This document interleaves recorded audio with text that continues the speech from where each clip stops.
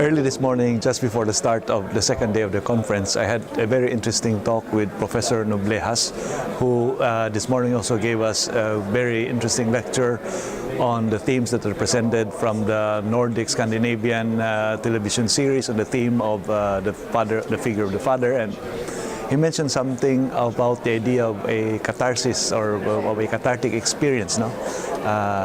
And he said that the themes that this TV series dwell on allow us to enter into the very personalities of the characters that are portrayed, and that somehow we get a glimpse of their life, especially the dark, so-called dark areas of reality or human existence, and we're able to go through all that without the need to personally experience them, and they provide us with a certain insight about life.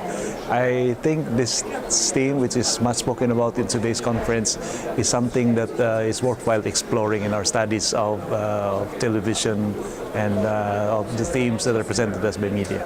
As probably many people know, the cinema is very important. They say this is a kind of art.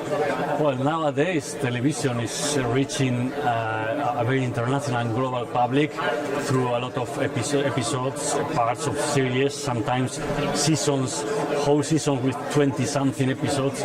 This is a lot of millions of viewers in the whole world receiving perhaps values, virtues or bad things. So it's very important to tackle them, to understand the issues, the problems that are behind, and try to analyze from the point of view of academics. In these things of the relation with the father, no? And it was the word love. So, yeah, why no one said nothing about love until today? So I was like, yeah, because if there is something related to the father, for me, it's love.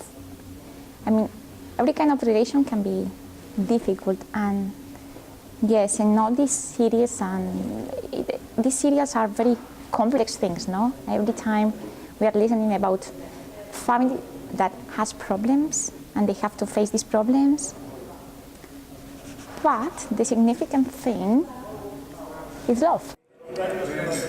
These 2 days of conference on the figure of the father in contemporary television series has been a great success, I think. It's been an opportunity to see how central the theme of fatherhood is in so many of the programs that people are watching around the world, and how influential those programs are on society and the way people think. It's also obvious, as we heard in these days, there's a great need for Christian viewpoints to be heard in these programs, because what was often seen is a very dysfunctional and deformed version of fatherhood in many of these series that offers a very terrible example for the viewers, and can lead to a warped view of what fatherhood really is.